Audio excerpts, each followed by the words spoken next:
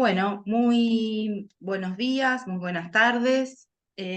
Damos inicio a el séptimo encuentro de este seminario sobre agendas de conocimiento abierto y derechos digitales que organizamos desde el programa de cooperación y de investigación en datos, tecnologías y sociedad junto a la UDG Virtual de la Universidad de Guadalajara, de México. Aquí en representación de la UDG se encuentra Martín. Hola Martín. Hola Virginia, muy buenos días, muy buenas tardes, compañeros y compañeras. Pues bienvenidos a esta séptima y penúltima sesión del seminario Agendas para el Conocimiento Abierto y Derechos Digitales. Esta sería nuestra penúltima sesión y bueno, estaríamos todavía la siguiente semana cerrando con la invitación al taller que se estará celebrando. Yo creo que Virginia al final de la sesión o casi al final podríamos comentar algo Ujú. al respecto para que los compañeros pues tengan un poquito más de información respecto a cuál será la dinámica de los talleres. Perfecto. Así lo haremos. En el día de hoy, ¿no? En este ya 24 de noviembre, tenemos como invitadas a Jimena del Río Riande y a Rosa Ulloa. Hola ambas, bienvenidas. Hola. Muchas gracias por estar hoy aquí con todos nosotros y nosotras. En la temática de este séptimo encuentro eh, es relacionado a las humanidades digitales y especialmente a cómo, a partir de las humanidades digitales, los archivos, el patrimonio, se están generando no solamente debates, reflexiones, sino también políticas institucionales para pensar el derecho a la investigación, ¿no? Entonces nos parecía sumamente relevante y pertinente culminar de alguna forma estas instancias de estos encuentros con el derecho a la investigación. Qué se está poniendo en juego cuando estamos hablando del derecho a la investigación? Si es solamente el acceso, la infraestructura, ¿no? ¿Qué otros derechos de qué otros derechos estamos hablando, ¿no? En nuestro contexto latinoamericano también tan particular. Así que brevemente voy a hacer una introducción y una presentación de nuestras invitadas para luego darle palabra en principio a Jimena y luego a Rosa. Y como ustedes bien saben, luego vayan compartiendo sus preguntas en el chat que se las haremos tanto a Rosa como a Jimena. Entonces, Jimena, vamos a resumir el CV de ambas, ¿no? Que están ofreciendo tanto, ¿no? Para estas temáticas. Jimena es investigadora del Instituto de Investigaciones Bibliográficas y Crítica Textual, el IBICICRIT, del CONICET de Argentina, es doctora en Filología Románica y es magíster en Estudios Literarios por la Universidad Complutense de Madrid. Es experta en investigación y recuperación del patrimonio literario por la Universidad Autónoma también de Madrid y profesora licenciada y profesora en letras. Pero sí es de menester comentar que, bueno, Jimena es la actual presidenta de la Asociación Argentina de Humanidades Digitales, la asociación que ya cumple 10 años de su nacimiento, por lo tanto es una referente para América Latina en estas temáticas y también, lógicamente, en este debate que hablábamos anteriormente respecto a la investigación abierta, ¿no? Entre otras cosas bueno, ustedes pueden ir explorando en la web todas sus publicaciones, sus videos y sus charlas. Y por el otro lado, contamos con Rosa Ulloa Casares, que ella es docente, investigadora en la coordinación de programas educativos del sistema de la Universidad Virtual de Guadalajara, en México. Es doctora en tecnologías de la información por la Universidad de Guadalajara y tiene un magíster en gestión y políticas de la educación superior, licenciada en educación. Rosa tiene publicaciones sumamente interesantes para la temática del día de hoy, como por ejemplo lo que tiene que ver con ciertas recomendaciones REA, ¿no? de la UNESCO, cuestiones que tienen que ver con laboratorios y ciertas competencias digitales en estas temáticas, ¿no, Rosa? Si digo bien. Así que, dicho esto, presentadas ambas, te dejo la palabra, entonces a vos, Jimena. Muy bien. Gracias, Virginia. Gracias por la invitación. Aviso, no voy a poder estar a toda la sesión, pero luego escucharé con atención la presentación de Rosa y los debates que surjan también alrededor de las presentaciones del día de hoy, y me pueden contactar también tanto por email. Después voy a dejar mi contacto por si alguien tiene alguna pregunta o comentarios, o podemos seguir también esta sesión en otro momento. Lo que traje para, digamos, la presentación del día de hoy es una cuestión relacionada con prácticas de investigación abierto en un laboratorio de humanidades, así lo titulé.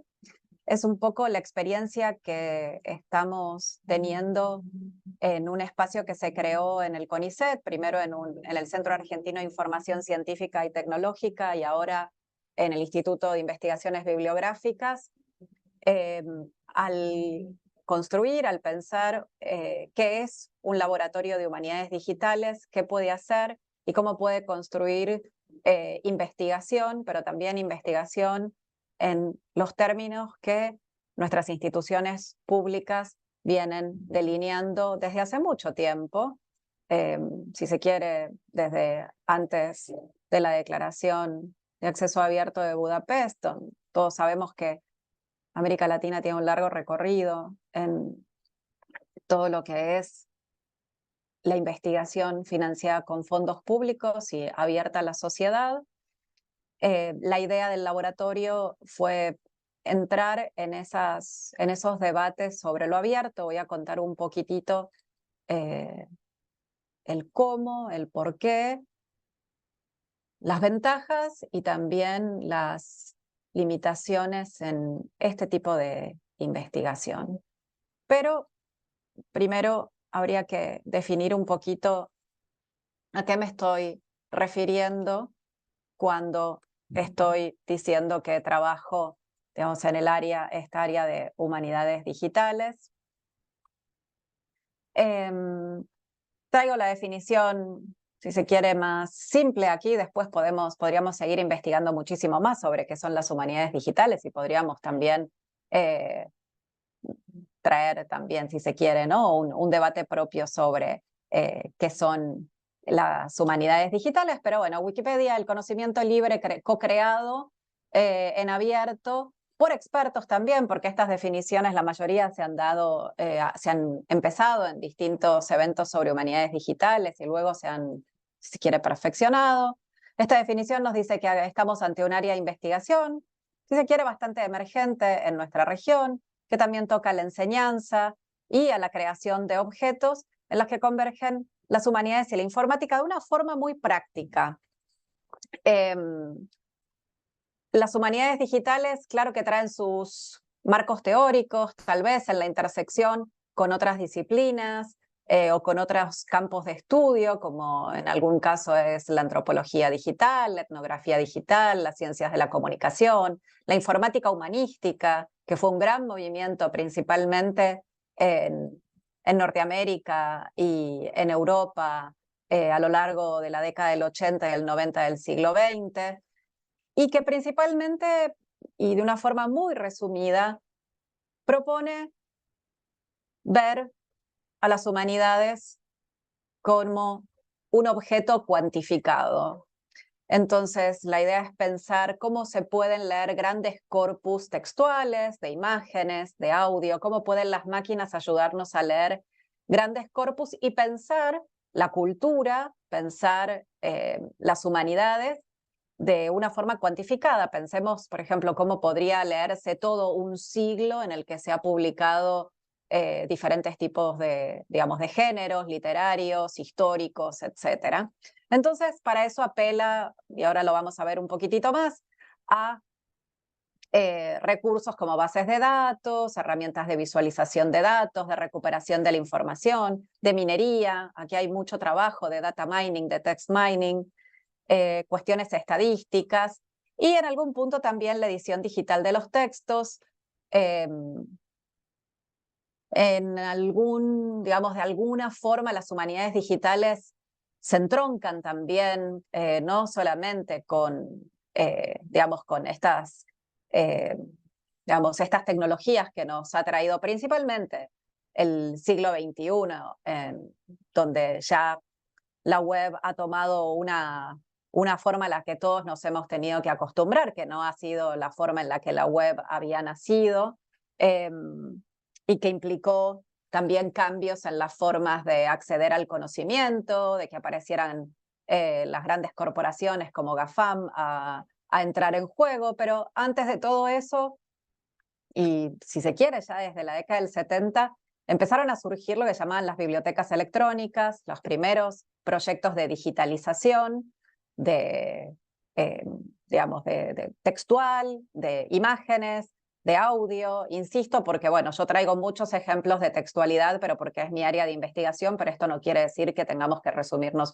únicamente a las humanidades digitales a objetos textuales, ¿no? Pero si se quiere, el archivo de Internet, el Internet Archive, las primeras bibliotecas digitales, el proyecto Gutenberg, claro que empezaron por este tipo de patrimonio, con digitalizaciones bastante simples, pero de objetos complejos, como podemos ver en la parte izquierda de la filmina, que empezaron a trabajarse con distintos tipos de lenguajes de marcado.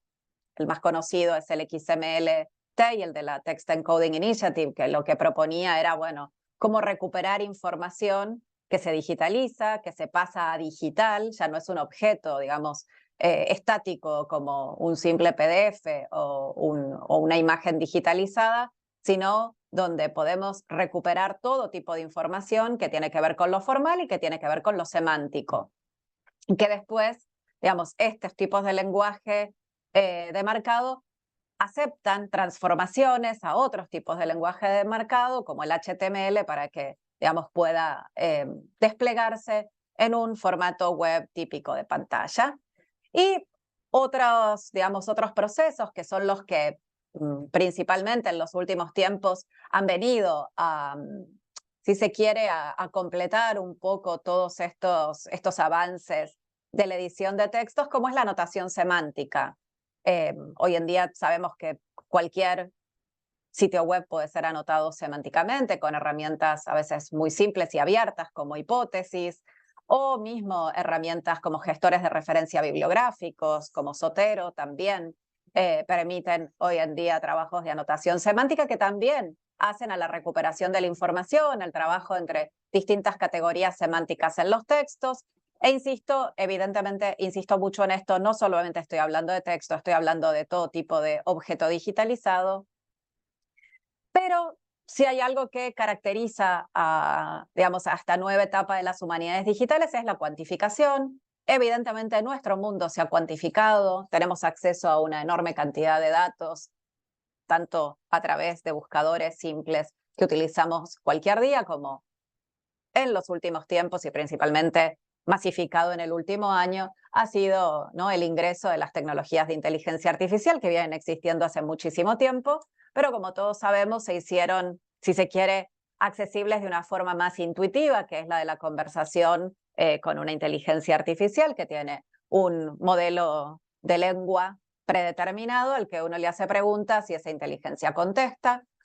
Todos estos cambios evidentemente han impactado en cómo leemos los humanos, cómo escribimos, qué ya no escribimos, qué pensamos, qué ya no pensamos.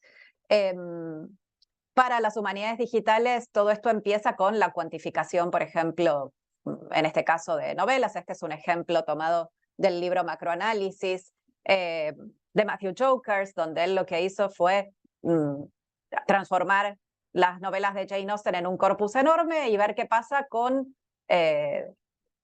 los personajes y las acciones determinantes, ¿no? Cuando uno piensa en las novelas de Jane Austen, piensa en un tipo de novela muy femenina, donde el personaje femenino lleva la acción, que es el personaje central casi siempre en las novelas de Austen. Sin embargo, cuando uno revisa los verbos que se utilizan, uno se da cuenta que a pesar de que las mujeres evidentemente tienen un dominio, ¿no?, de la situación, siempre los verbos que utilizan las mujeres, y esto evidentemente se relaciona también con los momentos de escritura de Jane Austen, pensemos en el siglo XIX, en lugar de las mujeres en la sociedad, casi siempre son verbos interiores, de poca acción, ¿no?, como recordar, leer, sentir, escuchar, ¿no? Sin embargo, los hombres, aunque tienen, digamos, una acción menor en la novela, son los que se apropian de todos los verbos de acción, de movimiento, de decisión, si se quiere, como tomar, querer, expresar, nombrar, ¿no? Aquí hay una, digamos, este gráfico creo que ilustra muy bien lo que Matthew Jokers quiere hacer en todo su libro, que es pensar cómo leemos, cómo entendemos o cómo las máquinas nos pueden ayudar a entender mucho mejor desde un lugar también, si se quiere, cultural sobre nuestra sociedad, cómo puede hacerse esto sobre materiales textuales previamente digitalizados y que, bueno, en este caso pertenecen a la literatura, pero podrían pertenecer a cualquier otro género. También la forma de mirar ha cambiado. Les mostraba antes herramientas de anotación semántica, pero también tenemos una enorme cantidad de herramientas que apuntan a la visualización, apuntan a lecturas simplificadas. Traigo siempre este ejemplo del Señor de los Anillos porque todos sabemos que aquí tenemos una saga gigante, ¿no?, de unas novelas también muy extensas. Sin embargo, hay toda una serie de estudios de cómo podría simplificarse la acción a través de estas redes de personajes que pueden, digamos, agregar también otro tipo de información a qué está sucediendo en toda esta saga del Señor de los Anillos. Estos son ejemplos que les traigo para entender un poco qué son las humanidades digitales, pero también me gustaría agregar a todo esto que las humanidades digitales, por primera vez, en la investigación humanística, y cuando hablo de las humanidades hablo también, por ejemplo, cómo nos estamos moviendo en áreas adyacentes a las humanidades, como pueden ser las artes o las ciencias sociales, donde el trabajo, digamos, colaborativo siempre es menor. Siempre pensamos en una investigación más de tipo individual, pensada desde un lugar de un docente, investigador, ¿no?, que en algún punto o bien enseña sus propias teorías, elabora sus propios marcos teóricos, escribe sus libros, sus artículos científicos. Sin embargo, en las humanidades digitales aquí se ponen en juego muchas otras cosas. Yo les mostré un montón digamos, de procesos, si se quiere, donde en muchos casos la persona de humanidades trabaja bien con algún experto de las ciencias de la información, de la informática, de la programación. Hay casos en los que los humanistas digitales llegan hasta un cierto punto en el trabajo, digamos, de gestión de los datos o procesamiento de los datos, pero evidentemente nuestra vida, como es finita, sería casi imposible de poder llevar las dos actividades al mismo tiempo. Esto para los humanistas es un desafío. La mayoría de los que trabajamos en humanidades, en ciencias sociales, en todas estas áreas, estamos bastante poco acostumbrados a trabajar en equipo, a pensar en actividades de co-creación, a pensar en actividades en las que hay que dar crédito y distinto tipo de crédito a la gente que trabaja en nuestros equipos de investigación. Así que trae aparejado bastantes cambios en todo lo que es el trabajo, si se quiere, de creación de conocimiento. Como les decía, el ejemplo que traigo es el de mi laboratorio. Para ponerlo así muy rápidamente, es un laboratorio que viene funcionando desde el año 2016. Empezó con un pequeño grupo de investigación, con mi dirección y 2 personas del área técnica a cargo. Hoy ha crecido, tenemos distintos convenios, trabajos también con otras áreas y se han incorporado gente del campo de las humanidades y también del campo de las ciencias de la información al trabajo en el CONICET. un espacio, el CONICET, el Consejo Nacional de Investigaciones Científicas y Técnicas, que desde el año pasado se ha visto amenazado en su trabajo, ya en los discursos preelectorales, y hoy día sigue muy amenazado acerca de su función y su importancia para la sociedad. Tal vez esta presentación también sirva para mostrar qué queremos hacer, qué podemos hacer y qué es lo valioso de nuestra investigación, a pesar de que esto debería estar ya dado por garantizado al ser una investigación avalada y ganada por concurso en una institución pública. Si en algún momento quieren ver dónde estamos en este sitio que es hdlab.space, donde pueden acceder a los trabajos que estamos haciendo en este momento relacionados con el área de humanidades digitales. Pero básicamente lo que les quería comentar es que cuando nació la idea de este laboratorio, en Argentina se estaba terminando de fallar, de poner en práctica la ley de creación de repositorios digitales institucionales de acceso abierto, que vino a dar todo un marco a todo este proceso que mencionaba al principio de esta charla, donde se establecían, si se quiere, procesos, normas, tecnologías para abrir la investigación, ¿no? La creación de repositorios donde los investigadores podían autoarchivar sus producciones, todo tipo de producción, desde presentaciones de congreso hasta artículos científicos, capítulos de libro, dependiendo de digamos, las decisiones tomadas con los publicadores de esos materiales, pero vino un poco a ordenar también el campo de la publicación científica periódica, a dar nuevas normas, a perfeccionar estándares. Y ahí fue donde empezamos a pensar un poco cómo podían las humanidades digitales insertarse en esta nueva realidad de el acceso abierto institucionalizado. No es que no existiera, pero ahora tenemos un marco institucional y hasta si se quiere legal para el trabajo de investigación abierta, que no mucho más tarde empezó a transformarse en lo que hoy conocemos como ciencia abierta, ¿no? Incorporando cuestiones que tenían que ver con producción de datos, con armado de datasets, con prestar atención a los procesos que los investigadores llevamos a cabo cuando investigamos y no solamente a los productos. Y así es como, de alguna forma, en el laboratorio empezamos a pensar todos estos ejemplos que yo les daba de texto, de corpus, de anotación semántica, de publicación de textos dentro del laboratorio, y pensábamos cómo tener si se quiere, un camino virtuoso que empezara desde las selecciones primeras del corpus que íbamos a seleccionar hasta la publicación, donde se mantuviera, digamos, se mantuviera lo abierto, se mantuviera la investigación abierta.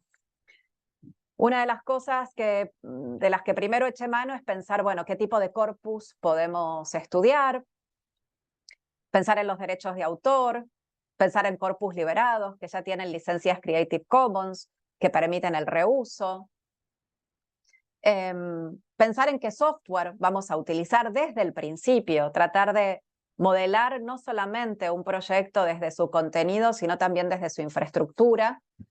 Muchas veces hay excelentes investigaciones en humanidades digitales, pero que lamentablemente utilizan software propietario y luego suceden cosas como no poder seguir pagando licencias de ese software o que el software deja de mantenerse y caducan los proyectos justamente por eso. Evidentemente el software es una de las zonas, y el hardware también, ¿no? Pero es una de las zonas complejas para hacer investigación porque hay muchas tecnologías que aún hoy día pensamos que van a durar la eternidad y lamentablemente eso no es así. Toda la tecnología tiene una vida, si se quiere, limitada. Entonces son decisiones importantes para pensar nuestro proyecto a largo plazo. Así que la apertura estaría desde ese lugar, desde decisiones primeras para modelar nuestro proyecto de investigación. Luego cuestiones como las que tienen que ver con la colaboración y con la co-creación. un elemento que a mí siempre me interesa muchísimo usar son las taxonomías para dar crédito a todas las personas que trabajan en nuestros proyectos de investigación. Una es la taxonomía de Credit, que un poco a lo que apunta es a pensar no solamente las autorías en un proyecto de investigación, sino a todos los agentes de producción que intervienen en la investigación y dar crédito a todos. Otro lugar que creo que es de gran importancia es digamos, el acceso a los datos, pero también no solamente el acceso a un dataset, sino cómo crear datasets reusables, interoperables. Abrir los datos puede ser sencillo, lo más difícil muchas veces es entender qué son esos datos abiertos, para qué sirven y cómo se pueden reusar. La preservación en abierto también es importante, preservar los datos para que queden cerrados, para que sean solo accesibles a un proyecto de investigación.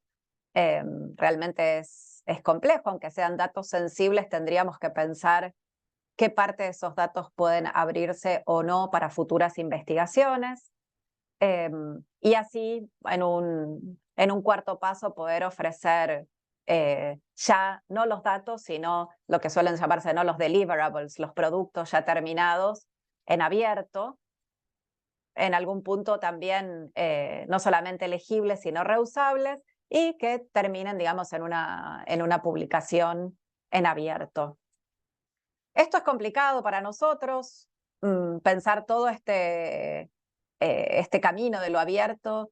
También tiene que tener, digamos, una inserción, si se quiere, en lo social. Sabemos que estamos en la región más desigual del mundo, América Latina, y su índice, ¿no?, de desigualdad, este índice Gini, nos invita no solamente a pensar lo abierto como un proceso deseable, como devolución a la sociedad, un poco lo que el Plan S en Europa, ¿no?, viene pensando en los últimos tiempos. Aquí, si se quiere, se podría tranquilamente retomar una agenda anterior a la apertura y la devolución a la sociedad, que es la democratización del conocimiento y la voluntad de la construcción de una sociedad más justa a través del acceso a la educación, el acceso a la investigación, el acceso a la cultura, etc. Desde mi punto de vista, creo que todo esto en las humanidades necesita sostenerse desde las infraestructuras. Si no contamos con infraestructuras que en este momento, ¿no?, como las que les mostraba, que hacen a los lenguajes de marcado, a las herramientas de georreferenciación, de visualización de datos, etc. Si no están las infraestructuras, es muy difícil pensar una agenda de investigación en humanidades digitales, sea abierta o no sea abierta. Y aquí tenemos un gran problema, que es principalmente la financiación, ¿no? La financiación de parte de las instituciones públicas, donde sabemos que suele ser escasa. De hecho, la intervención de quien está candidateado a ser el próximo director del CONICET, en una de sus declaraciones haya mencionado cómo hay áreas de investigación que se sostienen con muy poco dinero, ¿no?, como las ciencias sociales. Eso ha sido, hacen mucho con muy poco. Y esto para las humanidades digitales, digamos, este pensamiento prehecho, este concepto, este argumento, es un grave problema, porque eso ya no es verdad. Hoy cualquier investigador necesita acceso a infraestructuras digitales de conocimiento. Ya no estamos en una sociedad analógica donde todo discurría en las humanidades y en las sociales, a pensar en la investigación que solamente iba a través de artículos, capítulos, libros que se imprimían en papel, ¿no?, y circulaban en papel. Estamos ante un escenario completamente diferente, un escenario también que tiene sus desafíos para abrirse a la sociedad, ¿no?, completamente, para ser entendible por parte de la sociedad.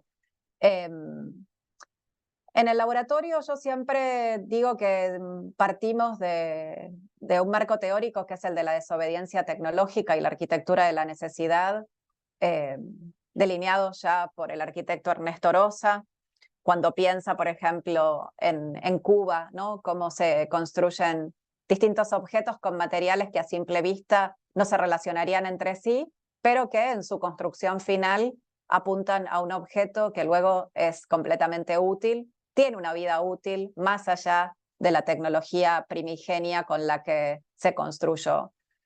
Para nosotros en el laboratorio, este siempre es nuestro punto de partida, ¿no? Trabajar muchas veces con hardware que ya está casi obsoleto, pensar cómo tenemos que pensar nuestra propia tecnología funcionando en nuestra propia infraestructura.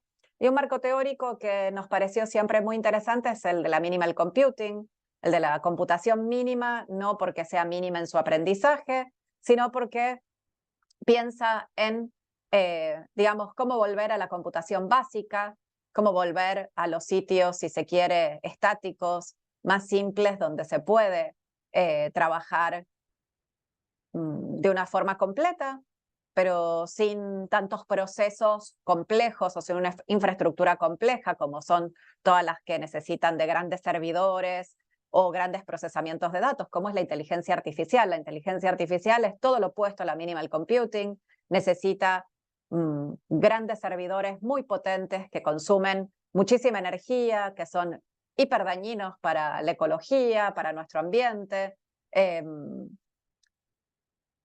La minimal computing es todo lo opuesto, con sus limitaciones, pero una cosa interesante es que en este proceso del qué necesitamos para hacer investigación, vuelve al uso de tecnologías abiertas y gratuitas, vuelve a la reflexión sobre la propiedad de los datos y de código, y piensa en cómo podemos crear más rápidamente y al alcance de más personas objetos que sean útiles, reduciendo, como les decía hace unos momentos, la infraestructura informática y en consecuencia el impacto ambiental.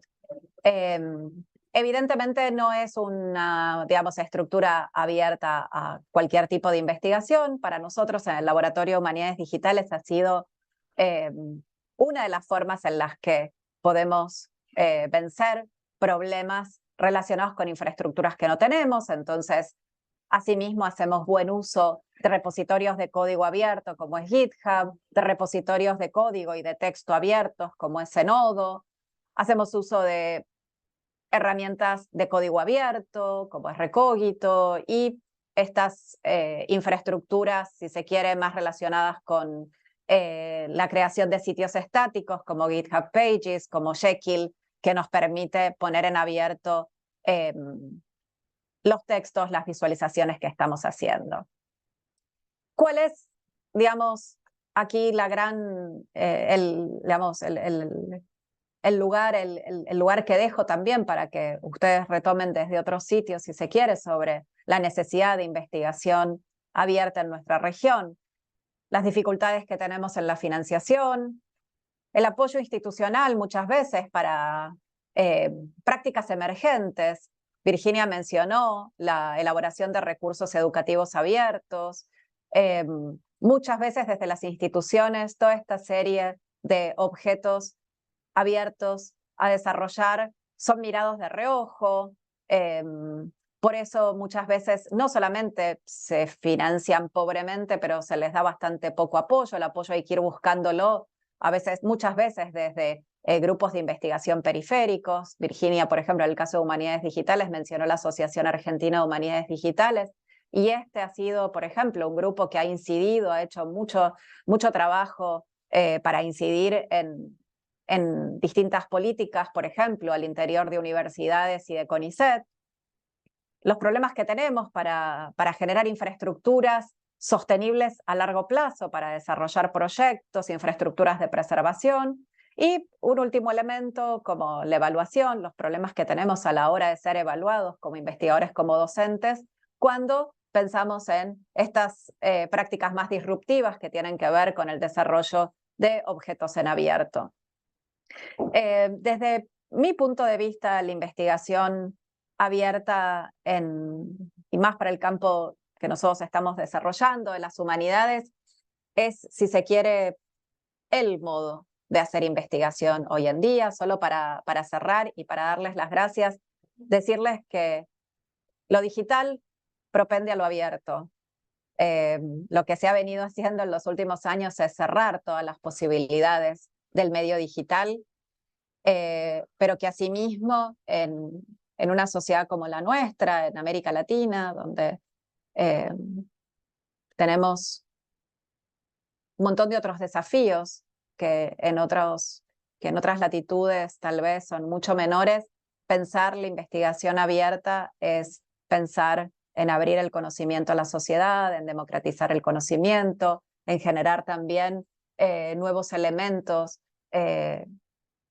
también importantes para la educación. Creo que ahí podemos encontrar una zona de cruce también entre otras áreas de investigación, como la investigación más de tipo social, la investigación pensada con fines sociales, los laboratorios ciudadanos abiertos, etcétera, que pueden reaprovechar todo este conocimiento. Hasta aquí mi presentación y dejo un poco abierto el debate para ustedes. Sí, cerrar invitándolos al congreso que vamos a tener el próximo año, en 2024, del 1 al 3 de octubre del 2024, donde vamos a estar celebrando el 6º Congreso de la Asociación Argentina de Humanidades Digitales, al que hemos llamado Humanos que Piensan con Máquinas.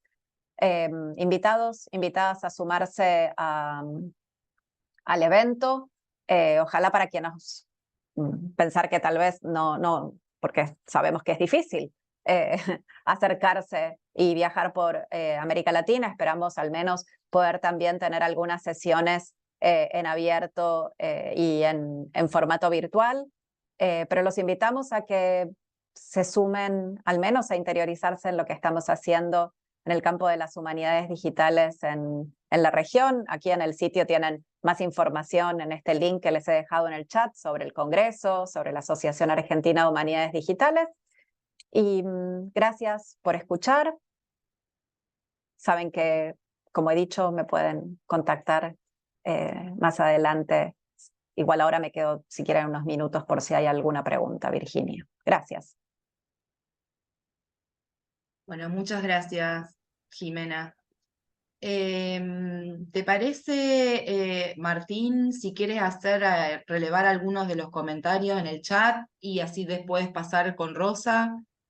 Sí, de hecho me gustaría, por aquí Rosy nos compartió un comentario antes de que Jimena parta, que yo creo que sería pertinente nos pudiera profundizar. Jimena, Rosy nos hablaba sobre el índice que comentaba Jimena y Rosy nos preguntaba cómo coloca América Latina como diferencia estos países, ¿no? República Dominicana, Chile y el resto de América Latina y en general qué significa este índice para América Latina. Bueno, yo puse el ejemplo del índice porque es un ejemplo que suele traerse muchísimo cuando estamos hablando de investigación en la región, de cuestiones relacionadas con la desigualdad. La CEPAL ha hecho mucho hincapié en cuestiones que tienen que ver con el índice Gini en la región. Son todos números siempre aproximados y de investigaciones que se hacen en la región desde distintos lugares. Pero evidentemente a lo que apunto, más que a pensar la desigualdad interna de cada país o la desigualdad pensada en nuestra región, es a nuestras experiencias como ciudadanos y que vemos a diario, ¿no? Evidentemente estamos en una región desigual, estamos en una región donde también, y ya lo digo desde la investigación y paso aquí a relacionarlo con mi presentación, a la hora de hacer investigación se nos pide una conversación a escala global, ¿no? Una competencia, si se quiere, ¿no? Con instituciones a escala global, cuando muchas veces primero tendríamos que ver cómo estamos funcionando en la investigación como países, como región, qué necesitamos realmente para hacer investigación, qué nos falta, hacia dónde queremos ir. Todas estas son cuestiones muy complejas. Como les decía, en un campo emergente como es el de las humanidades digitales, muchas veces salir a pensar cómo se construye un campo que en otras latitudes se ha construido desde tecnologías altamente competitivas, ¿no?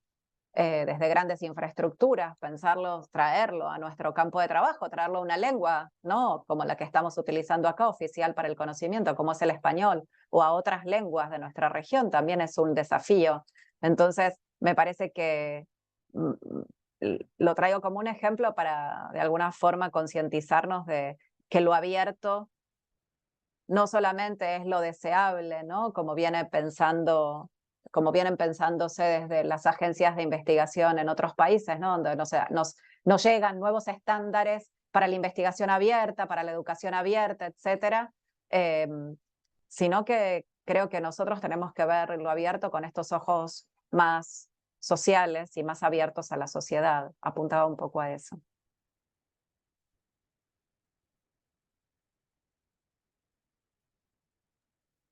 Gracias, Jimena. Pues yo creo que entonces con esta respuesta que ha profundizado Jimena, la pregunta de Rosy, podríamos dar inicio con la presentación de Rosy y bueno, también dar espacio a, si hay más preguntas de chat, las vayan planteando para el cierre de la sesión. Muy bien, gracias Virginia, Martín. Jimena, muchas Rosy, te gracias. escucharé en un ratito cuando nos pasen la presentación. Gracias por la invitación, les dejo un saludo. Gracias, chao, chao. Chao, muchas gracias. Bueno, muchas gracias por la introducción, Martín, y gracias también a Jimena por este inicio de la conversación. A mí me deja reflexiones, ¿no? Jimena, digo, independientemente de lo que expresé en el chat, pues sí me causa la duda de cómo se ve esta fragmentación entre América Latina, ¿no? Que incluso el índice presenta un rubro que dice América Latina y luego presenta países, ¿no? Chile, Perú, Costa Rica. Entonces, ¿qué es América Latina? ¿No? Sí, no es este conglomerado de fuerzas y de países hermanos. Bueno, me gustaría compartir con ustedes una presentación breve y les pido por favor me confirmen que la están visualizando. Sí, Rosy. Gracias. Nada más es una guía para no perderme en la conversa. Y bueno, la idea de las humanidades digitales y de estos conversatorios, pues se concreta al tema de los archivos y las herramientas digitales. Y yo creo que, como bien ha comenzado ya a discutir Jimena, pues nos toca el tema de los recursos educativos abiertos, de la ciencia abierta y las redes y comunidades de práctica alrededor de estos temas, ¿no? Indiscutiblemente comparto la opinión, lo que nos comentaba Jimena respecto a que hay una agenda que se dicta desde la UNESCO, ¿no? Sobre los recursos educativos abiertos y en los que asumimos que tendríamos que incluirla, ¿no? En nuestras estrategias y en nuestras políticas educativas. Lo mismo sobre ciencia abierta, ¿no?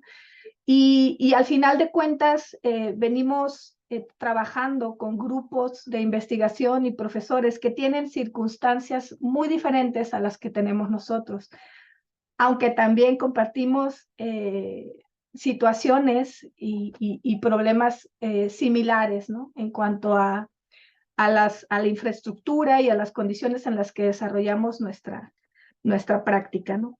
Entonces, estos tres temas pues sí se vuelven relevantes de discutir y de pensar en este contexto. Y bueno, hablamos de que a nivel europeo inclusive, donde el movimiento de lo abierto ha adquirido una fuerza mayor cada vez, se experimenta también esta fragmentación que vemos en nuestros sistemas educativos nacionales y a nivel Latinoamérica, ¿no?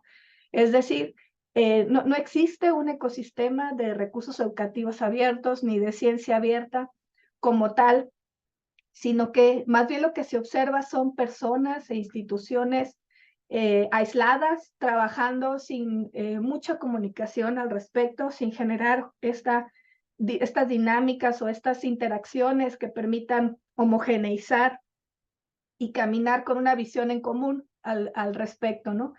Y bueno, sí, se ven personas aisladas de sus instituciones instituciones aisladas de las comunidades aisladas de las organizaciones y las organizaciones aisladas del gobierno, ¿no? Paradójicamente, se trabaja en paradigmas abiertos sin tener una visión de apertura que involucre a todas las personas, ¿no? Y a todos los puntos y los nodos que conforman el ecosistema educativo. También presentan problemas para la colaboración. Disculpen los tipos, ¿no? En la presentación. Estaba haciendo cambios ahorita mientras hablaba Jimena y bueno, por ahí se me fueron varios.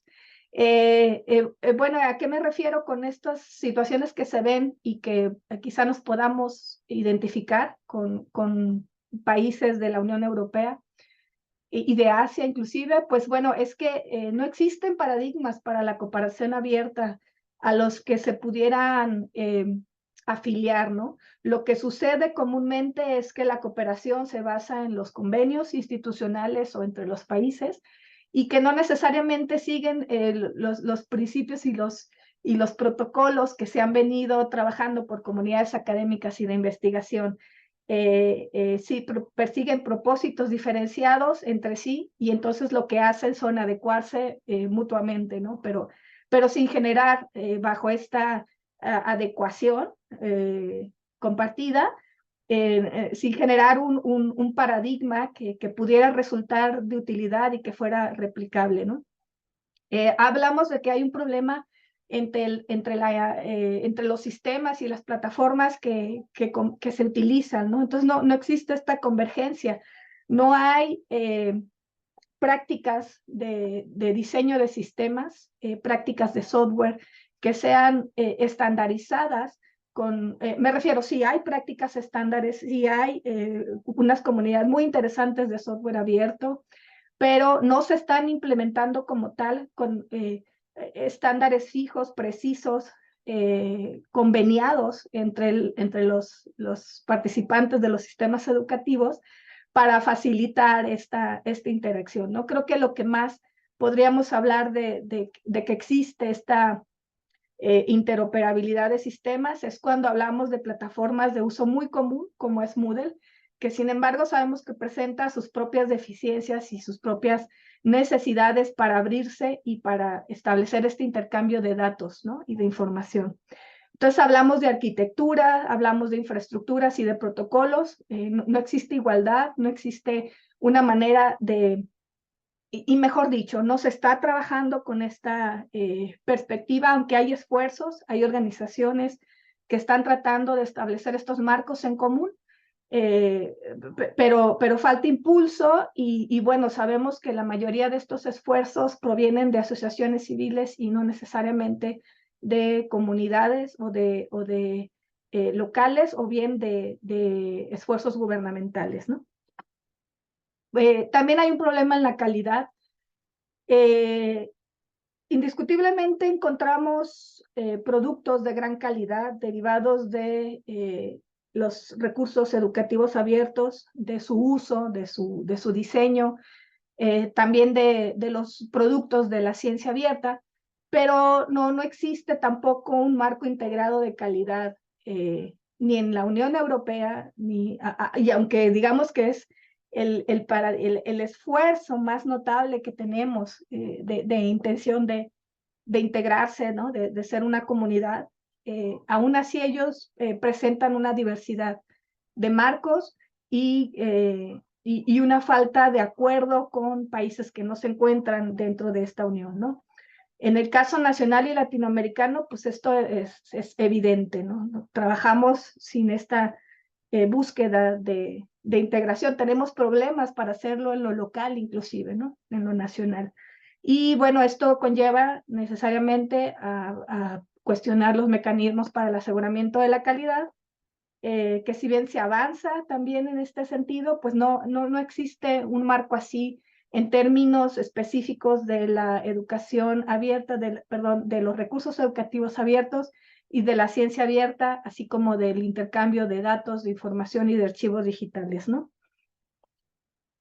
En términos de innovación, pues los problemas que se tienen y que son problemas que se vienen arrastrando, no necesariamente derivados de lo abierto, pues es el involucramiento de las empresas, ¿no? En esto que se les llama la vinculación y el establecimiento de los ejes, ¿no? Estratégicos de colaboración, donde no solo se trabaja en cooperación y en colaboración, sino para y por, ¿no? Todos los integrantes de los ejes. No existen en América Latina modelos de negocios que se basen en los principios de los recursos educativos abiertos y de la ciencia abierta, ¿no? Se sigue teniendo un paradigma donde la propiedad intelectual, los derechos y el registro de estos productos prevalece, ¿no? sobre los principios de lo abierto, de las comunidades y del bien social. Tampoco hay rutas claras para la innovación. De hecho, no se distinguen pues estos caminos, ¿no? O estas estrategias donde fluya los contenidos, donde fluyan los métodos, donde fluya la información para crecer en el ecosistema de innovación a nivel local, nacional y bueno, entre países tampoco, ¿no? Y bueno, los software y servicios que se ofrecen desde la perspectiva esta de la propiedad intelectual, pues ya lo mencionaba Jimena, ¿no? Carecen de esta facilidad para compartir y para utilizarse, teniendo un problema muy fuerte sobre el mantenimiento de estos recursos que a veces se generan con muchísimos esfuerzos, ¿no? Y con, digamos, la buena voluntad de los colaboradores, pero eventualmente son esfuerzos que terminan o bien siendo comprados por corporativos y perdiendo la característica de lo abierto, pero no hay una estrategia tampoco que nos indique que por ahí vamos, ¿no? Aunque en definitiva la comunidad de desarrolladores de software abierto ha trabajado ya por muchos años muy fuerte y hay ejemplos loables en este sentido, pues terminan siendo absorbidos por la capacidad y la infraestructura que tienen estas grandes corporaciones, ¿no? Que ya conocemos. Y bueno, se desconocen interacciones significativas en pos de la innovación entre las comunidades, los grupos, en los mismos sistemas educativos, ¿no? Siguen siendo sistemas, mecanismos y protocolos ya conocidos que no abonan a la innovación y se repiten, ¿no? Patrones que bueno, nos han mantenido distanciados y carentes de la característica esta de innovación, ¿no? Y bueno, yo para cerrar esta breve presentación, más que dar una exposición y ser repetitiva quizá con lo que Jimena nos comparte, yo le dejaría a los participantes estas preguntas, ¿no? Porque me parece que discutimos mucho las humanidades digitales en cuanto a la incorporación de tecnologías para el desarrollo de investigación, de productos de aprendizaje, de enseñanza, etcétera. Pero no se discute suficientemente lo humano en lo digital o lo digital en lo humano, ¿no? Surge ChatGPT como una tecnología disruptiva que no era nueva realmente, pero nos pegó con todo porque no estábamos abordando esta discusión sobre qué es lo que prevalece, ¿no? Yo recuerdo mucho en algunas pláticas del doctor Manuel Moreno, que él decía que en la educación en línea o la educación a distancia lo importante no era la tecnología, ¿no? Sino los individuos y los contenidos. Y creo que en este sentido, aunque no hablamos de una dicotomía, no sé, en estos tiempos podríamos pensar que no se puede diferenciar. Conviene pensar si vamos a discutir las humanidades o vamos a discutir lo digital, o si tenemos que hacer una discusión integrada de ambos y plantearnos rumbos a partir de esta discusión, ¿no? Donde no se observe una dicotomía como objeto de estudio, no se observe una contrariedad entre ambos conceptos y romper estas ideas o estas posturas donde pensamos que uno es opuesto a lo otro o que uno transgrede el otro, ¿no? También me gustaría exponer el tema de la digitalización del conocimiento y cómo esto termina reduciéndose a la discusión de las herramientas digitales, ¿no? Al software, a lo que encontramos como tecnologías por ahí, y que luego pareciera ser que cuando hablamos de conocimiento hablamos de esto, ¿no? Entonces, discutir nuevamente el concepto de conocimiento y cómo su digitalización podría plantearse desde otra perspectiva al margen de pensar en las herramientas o si esto no es posible, ¿no? Y bueno, de la misma manera, pensar si para las humanidades digitales hay retos de investigación o son retos tecnológicos, ¿no?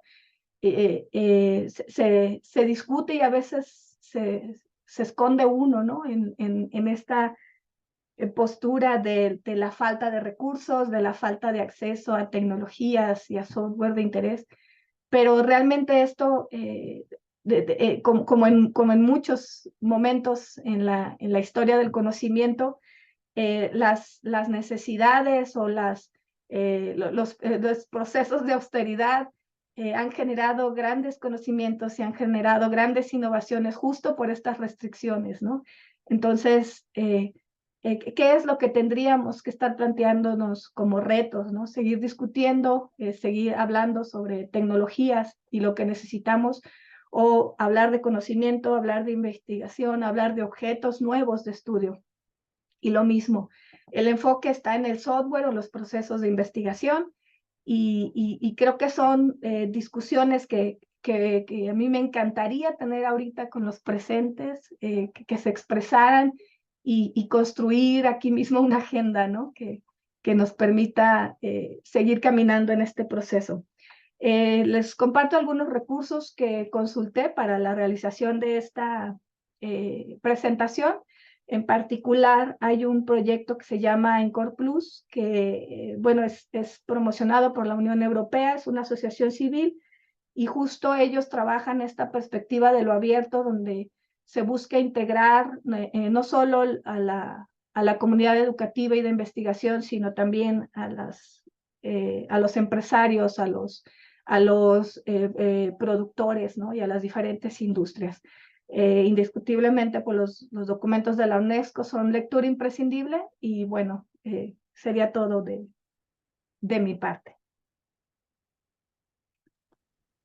Muchas gracias, Rosy. Pues también bastante interesante los planteamientos que nos haces y la invitación también a la reflexión y la discusión.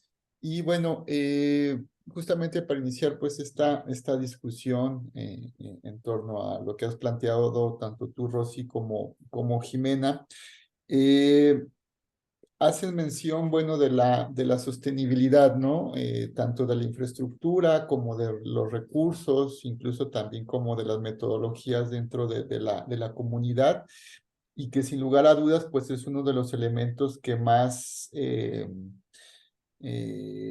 pues uno de los elementos que puede considerarse de los más endebles en el movimiento abierto, ya sea ciencia abierta, sea acceso abierto, sea educación abierta y demás, ¿no? Cómo buscar y cómo obtener esa sostenibilidad, ¿no? Cuando tenemos, pues, si podemos llamarlo así, embates que tienen que ver con los presupuestos, es decir, con mantener esta infraestructura, pero también tenemos otro tipo de embates que tienen que ver justamente, por ejemplo, con la apertura del conocimiento, ¿no?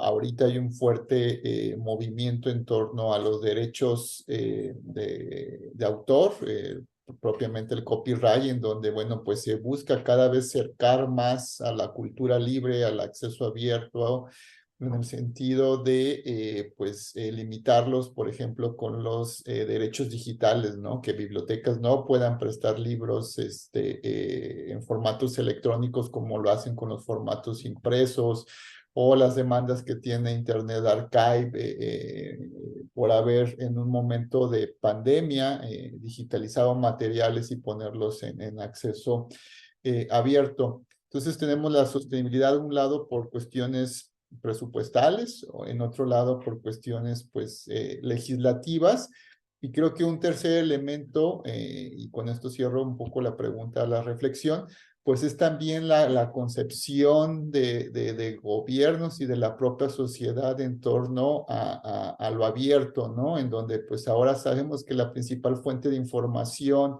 digital a nivel mundial es el TikTok, ¿no? O sea, ya ni siquiera son las propias búsquedas en Google, y no hablemos de la propia Wikipedia, que también la trajo a colación Jimena, en donde, bueno, pues justamente incluso los gobiernos ven en la ciencia, y no digamos en las ciencias sociales, pues algo que, bueno, pues con pocos o escasos recursos o con sus propias uñas pueden salir avante, y no es un tema necesario para la humanidad, ¿no? Entonces, pues no sé si quieras compartir, Rosy, igual Virginia y los compañeros y compañeras que nos escuchan en torno a estos tres elementos de la sostenibilidad, justamente.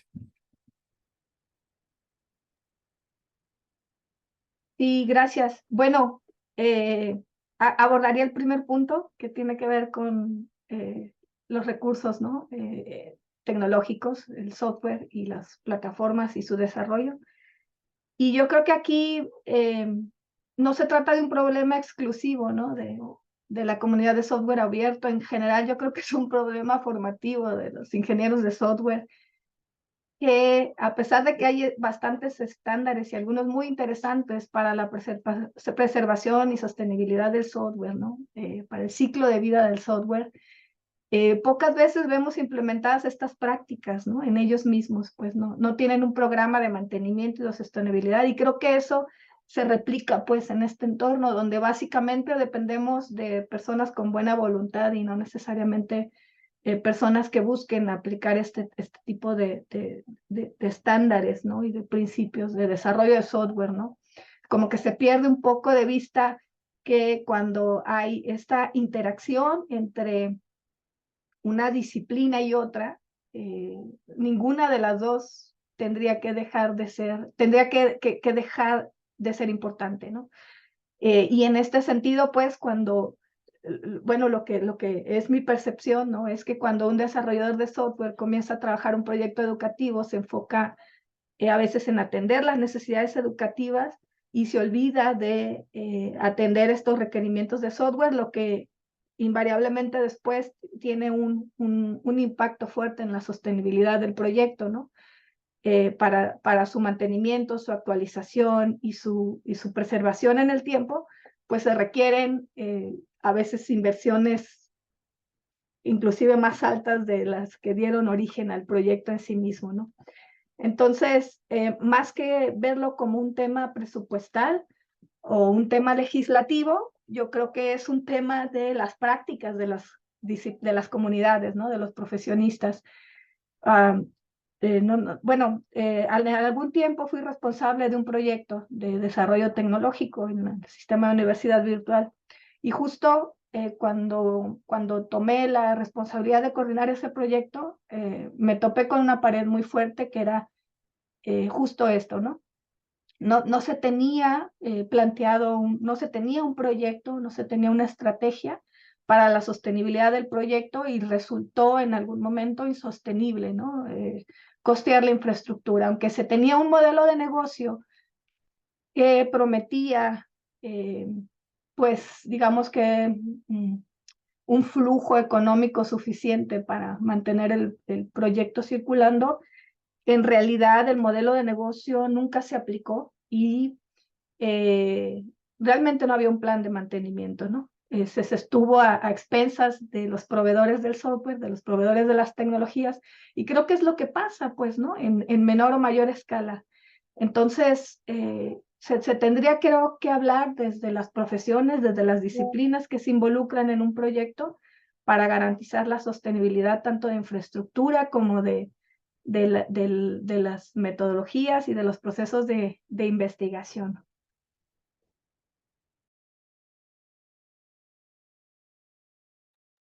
Gracias, Rosy. Virginia, adelante. Sí. Recuerden ahí comentar a través de la convocatoria que hizo Rosa de ir pensando en una agenda, ¿no? Sobre estos temas. Pero bueno, la verdad que me encantó tu propuesta, Rosa, respecto a cuando hablabas de humanidades y digitales, o humanidades o digitales, apelar también a repensar qué son las humanidades hoy, ¿no? O qué pueden aportar, qué tienen que aportar también al espacio público, a la política pública, ¿no? Tratando de salir de esta siempre jerarquía entre disciplinas existentes, parece ser, en todos nuestros países, ¿no? Y tomando eso, a ver si podemos pensar, o si vos tenés alguna idea o alguna experiencia exitosa, ¿no? Cómo repensar las humanidades también nos puede llevar a experiencias institucionales para esta cooperación abierta que vos también mencionabas al principio, ¿no? Es decir, cómo estos dos procesos que parecen tan endógenos, ¿no? Pueden justamente proponernos, ofrecernos alguna experiencia de política institucional, por más que sea micro, ¿no? A lo mejor siempre en un proceso más chiquitito podemos evidenciar mejores resultados. ¿Tenés alguna experiencia en mente, digamos, de esta cuestión en América Latina, de repensar para las humanidades y las artes otra forma de cooperación que no sea necesariamente un convenio, que pueda ser algún otro tipo de mecanismo o instrumento para incentivar la apertura, ¿no? Pues mira, creo que podría pensar en algunos ejemplos, pero más bien de como desarticulados de esta visión global que tú preguntas, ¿no? Que tú planteas en tu pregunta, mejor dicho. Por ejemplo, justo aquí en el país estamos viendo una intención política a nivel federal, ¿no? Que algunos la percibimos como desordenada y secundaria, ¿no? No tan relevante, pero que está tendiendo, ¿no? Que está obligando a la comunidad de investigadores y a los profesores a voltear a ver a la ciencia abierta, ¿no? En términos amplios, y a la generación de recursos que tengan este componente de sustentabilidad y de beneficio social. Entonces, no, se ha hecho a través de la política pública, digamos, una serie de cambios a los mecanismos de evaluación, inclusive del desempeño, que tienen esta intención, ¿no? De comprometer al individuo con las prácticas abiertas. Sin embargo, no podría hablarte de resultados todavía, aunque se ve ya digamos, cuando tú escuchas los discursos, ya indudablemente todos mencionan esta cuestión de lo abierto. Los programas educativos cambiaron sus discursos, ¿no? Su presentación ante la sociedad para incluir temas de sustentabilidad, de apertura, etcétera. Entonces, bueno, hubo ahí algún impacto, ¿no? Pero en cuanto a la cooperación y a la colaboración fuera de los convenios, yo creo que sigue siendo un tema muy caro para el individuo de solventar, caro porque al no contar con una infraestructura o al no o que en las instituciones no existe una política al respecto, las iniciativas de cooperación cuando se hacen al margen de los convenios y de los arreglos entre instituciones y entre países, pues resultan caros para los individuos y para los grupos en términos de tiempo, en términos de inversión y en términos también de su reputación y de su credibilidad, ¿no? Porque pues si no estás en el convenio, probablemente no estés, ¿no? No sea visible eso que estés haciendo de manera, o como dicen, pues te vuelves profeta que no es escuchado en su propio pueblo, ¿no?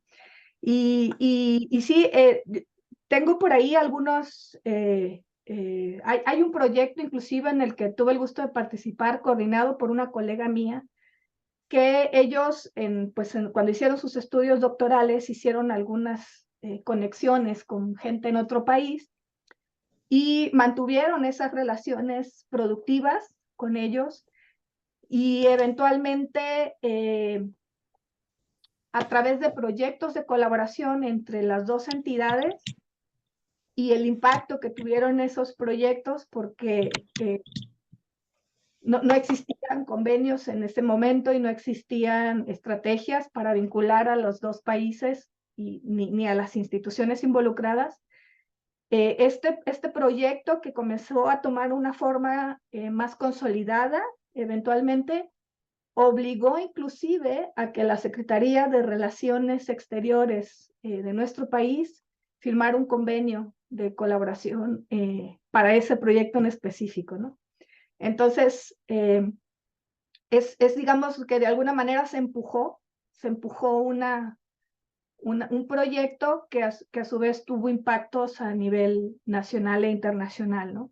Y podría pensarse que es algo que se podría replicar, pero tristemente creo que no.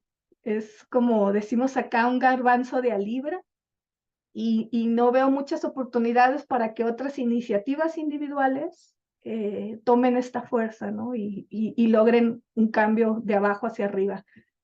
Pero no imposible, pues, ¿no? Sí existen casos.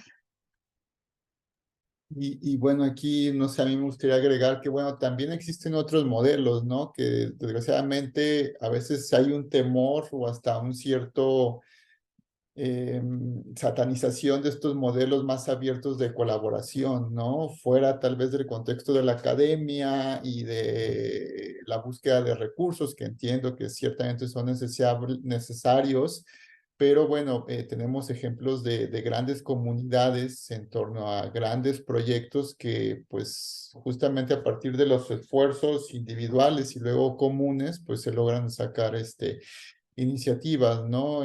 Proyectos en torno a la Fundación Wikimedia, proyectos en torno a la Fundación Creative Commons o proyectos en torno a otras fundaciones un poco más grandes o con mayores recursos como Spark o como otras fundaciones, pero que al final de cuentas pues el trabajo lo realizan los individuos en comunidad, ¿no? Pero malamente a veces incluso pues se llega a aprovechar de eso, ¿no? Porque por ahí luego está la discusión de los desarrolladores de software que se pasan días y noches completos programando y abriendo o aperturando código. Dice, bueno, pues que a mí la vida no me va a dar para siempre para ello, ¿no? Y tampoco voy a vivir de ello, ¿no? Entonces, pues se vuelve ciertamente complicado buscar esa sustentabilidad y ese equilibrio entre pues lo que se puede aportar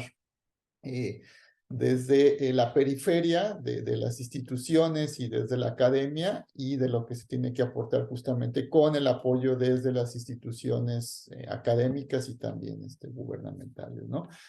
No sé, Virginia, si quisieras agregar algo más también para ir cerrando y no Sí, irnos más del tiempo. sí, para ir cerrando, creo que la última apreciación que comentaste es un círculo no virtuoso, ¿no? De justamente de al no cambiar los sistemas de evaluación, se impide o se limita también este tipo de entradas de otras organizaciones, otras comunidades.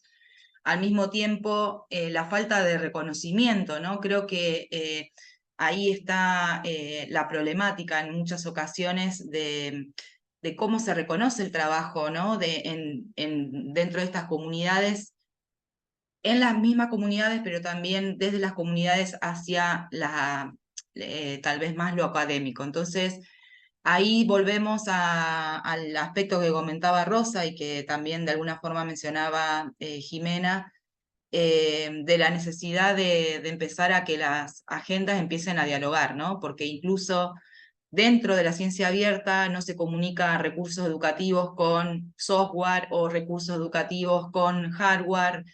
Dentro mismo del movimiento de ciencia abierta también hay agendas propias, ¿no? Entonces, el trabajo en silo también no permite seguir pensando en un círculo virtuoso que justamente termine como objetivo, tenga como propósito esta democratización del conocimiento, que es de alguna forma el hilo conductor de todo este seminario, ¿no? Cómo estos derechos digitales o estos nuevos derechos emergentes que en muchas ocasiones en América Latina somos distinguidos por amplificarlos o por visibilizarlos, de alguna forma están en consonancia con estas agendas, ¿no?, de conocimiento y democratización de cómo pensamos la producción del mismo. Así que eso es un poco, de alguna forma, para cerrar este séptimo encuentro y para justamente promover y convocarlos a pensar en el próximo, en donde brevemente decirles que sería muy interesante poder reunirnos, escucharnos en un ámbito modalidad taller, digamos, pero conversatorio, charla, en donde poder ir repasando todos estos derechos, ¿no?, que fuimos viendo durante todo el seminario: derecho al acceso, derecho a la investigación, ¿no?, los distintos matices de estos derechos en cada uno de nuestros países, y pensar microintervenciones que podamos llegar a digamos, incentivar en nuestras propias instituciones o en nuestras propias comunidades, ¿no?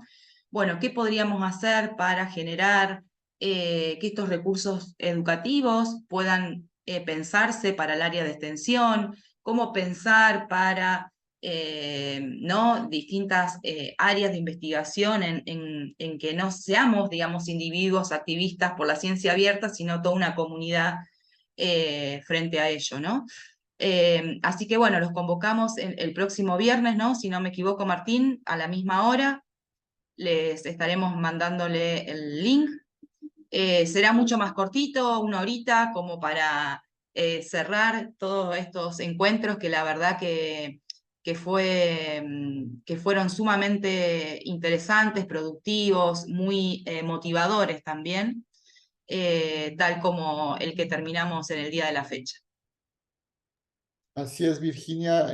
Pues ciertamente el 1 de diciembre yo creo que les estaremos incluso haciendo llegar tal vez las grabaciones, lo estaremos discutiendo por ahí, Virginia, para que los tengan como pues también background o respaldo de las 7 sesiones celebradas y como marco para el cierre del taller.